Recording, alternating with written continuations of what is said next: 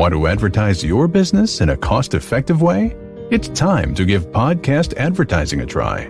Research shows a high rate of podcast listeners made a purchase as a result of an ad they heard on a podcast. Visit podbean.com/brands to launch a cost-effective podcast advertising campaign in minutes. That's podbean.com/brands. Hi there, this is Brian Barnett with The Last Symptom. When I started The Last Symptom, I never in a million years imagined it would grow as it has. In these early shows especially, audio quality was often iffy, and there were references to services or online groups that are outdated and no longer in use. Great improvements have been made. Where should you go for all of the most up-to-date resources that I offer? TheLastSymptom.com is my permanent website full of free resources where everything is always up to date and that I encourage you to refer back to often. There are also a few modest paid resources at TheLastSymptom.com. These support my efforts and have allowed The Last Symptom to exist for as long as it has. These include one-on-one phone conversations with me, one-on-one Zoom video calls with me, and perhaps most importantly, the Last Symptom Fundamentals course, which is a 2-week, intensive, pre-recorded online video course that is far superior to things like DBT. The Last Symptom has a flourishing YouTube and Rumble channel where I publish regular orange slices, which are condensed video insights of 5 or 10 minutes in length. If you're just now discovering The Last Symptom, welcome. I hope you will find every insight and resource you need here for authentic and permanent recovery from emotional disorders such as borderline personality disorder. Now on to the show. I hope you enjoy. Brian Barnett is just a regular guy. He's not a doctor. He has no legal license in any field of mental health nor emotional health. Brian Barnett merely shares the insights he has gained from his personal experiences for anybody who may choose to use such information as they individually and personally choose, while accepting full responsibility for their own individual thoughts, feelings, and behaviors. Brian Barnett assumes no responsibility whatsoever for anybody's individual choice to expose himself or herself to any information that Brian Barnett shares, and by listening to this program, you are acknowledging that you, and only you, are responsible for your own thoughts, feelings, and behaviors.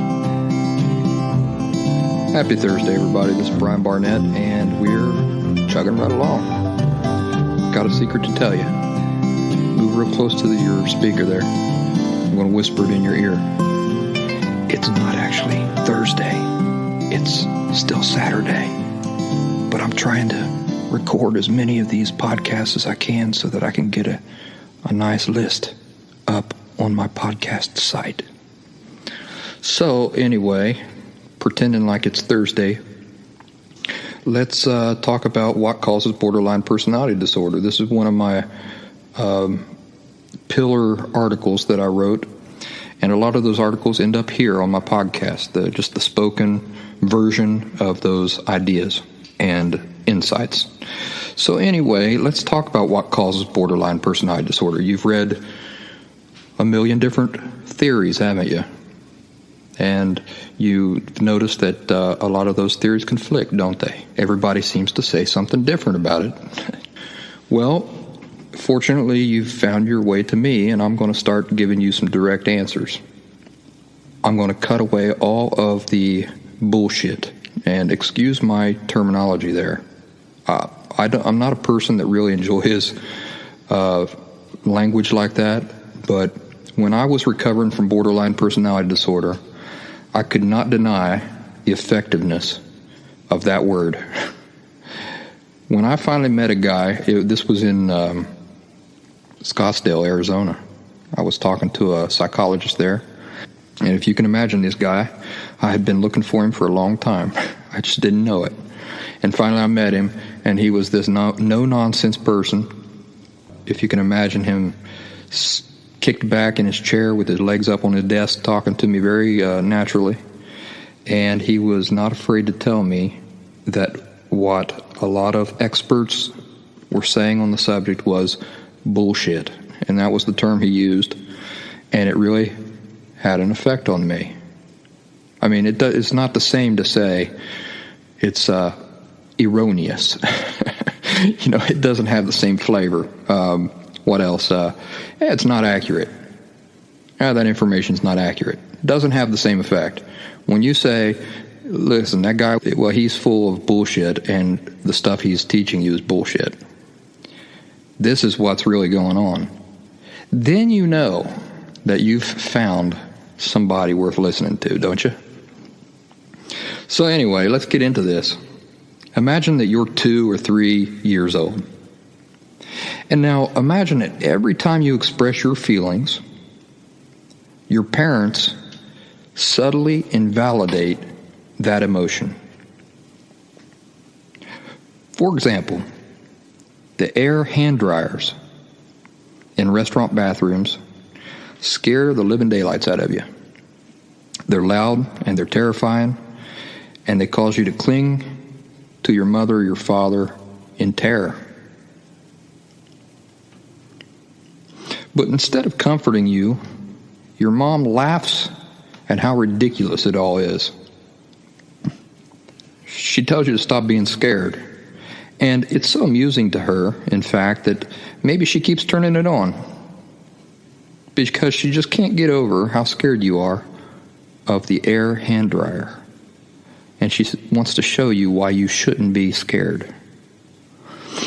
Or let's say that at 2 years old, you're playing with something you shouldn't be playing with. Maybe a bottle of honey, or your mother's makeup, or any number of things. And now let's imagine that the honey, or the makeup, or the paint, or the ink pen has now created a mess all over the floor. It's all over you. And as your dad comes into the room, you look up at him, you're laughing because you're having such a good time. And horrified, he says, "What are you doing?" And he snatches it from you. Can you picture that? Your emotions just went from the heights of joy to zero in a split second. Your emotions were neither recognized nor validated. Or you can't find your baby doll's shoe. Let's say you've got one, but you can't find the other. And this makes you frustrated and sad. So your parents say, "Listen, stop crying. There's no reason to get upset." And 5 minutes later, if you're still crying, they say, you keep that up, we're going to give you something to cry about. See, your feelings were invalidated. They had no value at all in any of those situations. Now, a few isolated instances of this sort of invalidating behavior would probably not cause any damage. However, these types of parents are generally not one-time offenders. During the relatively brief window of development, when children are forming fundamental certainties about themselves and the world, consistently having their feelings invalidated over a period of time results in 2 disastrous effects. And I'm going to tell you about them now. The first disastrous result: the child subconsciously arrives at the conclusion that his feelings are inherently irrelevant and shameful. Inherently is a key word here. Irrelevant is a key word, and shameful is a key word. Do you know what shame is? It is a humiliating repugnance at something. For example, when I was a kid, I had an operation on my toe for an ingrown toenail, and the doctors botched it. The surgeons botched the work. So now I walk around with this toe that looks like Quasimodo. Now, this is not something that I walk around showing off at the beach. Now, my toe is not a good example of genuine shame. I'm just using it here as an illustration. Because if I were genuinely ashamed of it, I would not be telling you about it right now. In the case of my toe, it's more of an embarrassment, I want to spare other people the sight of it because I know that it's not pretty to look at. But now in the case of shame, somebody feels a repugnance, a humiliating repugnance at the thing. And so they hide it at all cost. Now, back to the point.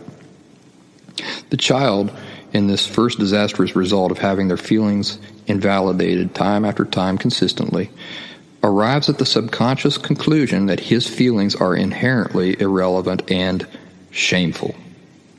And this conclusion is completely logical, based on how his caregivers consistently treat his feelings.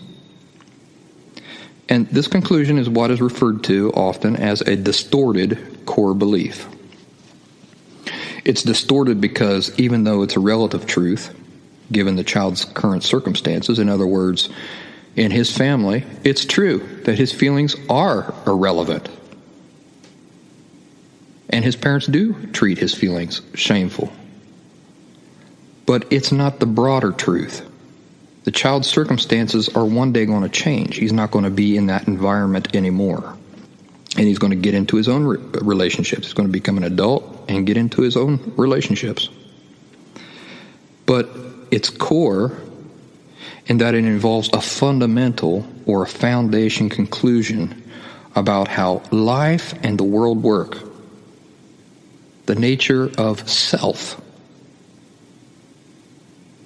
Such fundamental or core conclusions are arrived at relatively quickly for use in getting started at navigating life. We're talking about a 2 or 3-year-old, 4-year-old here. So they're trying to develop a foundation understanding of the world so that then they can operate appropriately within it. So children adopt these fundamental beliefs very early in life, and then they file them away, never to be questioned again. You see, future beliefs, future knowledge gets layered over this and directly influenced by it. Future beliefs and future knowledge gets informed by these fundamental beliefs. And this means that all of those conclusions also have the potential to end up distorted because they're being informed by a belief that is distorted in itself. Let's go to the second disastrous result that a child who consistently has their feelings invalidated experiences. The child stops volunteering emotional intimacy, that is, emotional honesty to his caregivers and to others. And this continues throughout the child's entire life. The child lives with his or her whole life in total solitude with his authentic emotions. He keeps them safely private and out of reach from family, best friends, girlfriends, spouses, lovers, his own children. And what this translates into is severe intimacy deficiency, cold marriages, inability to feel genuine empathy. Now, a lot of people with borderline personality disorder swear up and down that they are the epitome of empathy, that they are very empathetic. But what they don't appreciate is that their form of empathy is self-serving. Genuine empathy is not self-serving. So they don't experience genuine empathy. They also experience a life of lies, secrets, double lives, a fierce unwillingness to even consider seeking out help from others because their parents taught them that this only leads to rejection of feelings, embarrassment, humiliation, and shame. This is also where the personality disorder of the disorder comes in. Instead of feeling comfortable enough to reveal their true personalities, which, do you know what that involves? It involves revealing your true feelings. Well, when a person genuinely feels like their feelings are shameful, they're not revealing their true feelings. So when you talk about revealing your true personality to somebody, that's really just another way of saying that you're allowing your authentic emotions to show, your emotional self to be out in the open and visible. And people with borderline personality disorder don't do that. As a result, their identities don't grow and mature like those of healthy people. No, those people with borderline personality disorder keep that very well hidden, and instead they try to give everybody a superficial version which they believe is going to be more readily embraced. This is the mirroring that you hear talked about. The reason they're doing it is because they can't reveal their authentic selves to other people, you see, because they're ashamed of that. So instead, they try to mimic what they see in the movies or what they see some popular person, especially if a person is popular and well-liked, they'll start mirroring some of those qualities of that person in the hope that this will result in greater acceptance. All the naturally occurring effects, which sprout directly from the distorted core belief, and by extension the two disastrous results, which I just detailed here, all of that together is what we know of today by the name borderline personality disorder. Now I'm going to tell you the reason why I used the air hand dryers in my illustration. Not long ago I discovered that my daughter is terrified of air hand dryers. Excuse my voice. I just got over pneumonia. If you've been listening to my podcast, you know this. Anyway, it comes in and out. My 3-year-old daughter's terrified of the air hand dryers in bathrooms. And that's why I use it as an example here. Now, I don't need to know why the air hand dryers scare my daughter. I don't even need to convince her that they aren't scary. You see, scary is a relative thing. And to her, they're scary. And this is all that needs to matter to me. When I see she's scared, I genuinely, I feel the weight of that fear. And I want to help her understand that that fear in itself matters. In another article, I talk about alligators. You see, does my daughter's fear have more validity if she's afraid of, say, an alligator rather than an air hand dryer? No. In both cases, her fear is equally valid. It doesn't matter if I know that air hand dryers can't hurt her. Her fear is still what it is. And that in itself is where the validity inherently resides, in the fear itself, not in the reasons for her fear. So I don't think it's funny when my daughter gets scared about things that I know can't hurt her. I don't think it's funny because she's scared, and that fear is where I place the value. Anyway, this is a subject that we could go on talking about for ages, right? But we're not going to today. We're going to stop here. And because we've got a lot of future podcasts to get to, and in those future podcasts, we're going to be discussing so many different details and elements of borderline personality disorder.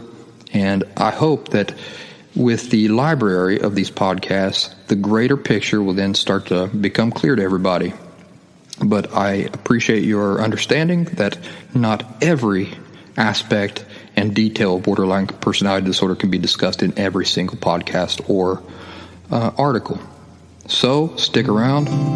Thanks for listening, and we'll get to those other considerations and questions and details real soon. This is Brian Barnett signing off, and I'll see you probably next time on a genuine, authentic Thursday. Have a good weekend, everybody.